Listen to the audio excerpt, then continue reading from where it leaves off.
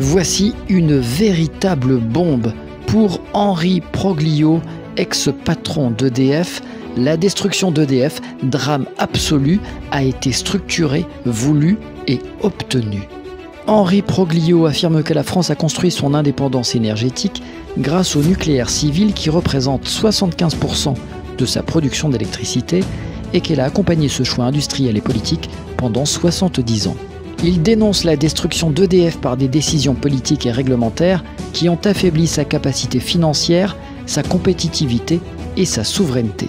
Il cite tout d'abord la loi NOM de 2010 qui oblige EDF à vendre à ses concurrents une partie de sa production nucléaire à un prix inférieur à ses coûts de production, ce qui entraîne une perte annuelle de 2 milliards d'euros pour EDF.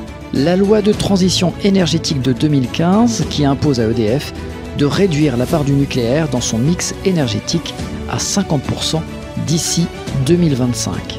Et la régulation européenne du marché de l'électricité qui favorise les énergies renouvelables intermittentes au détriment des énergies pilotables comme le nucléaire et qui impose à EDF de se séparer de ses activités de transport et de distribution d'électricité, RTE et Enedis. Il alerte sur les conséquences dramatiques de cette destruction d'EDF pour l'avenir du pays, notamment la perte de compétitivité industrielle due à l'augmentation du prix de l'électricité et à la dépendance aux importations d'énergie fossile.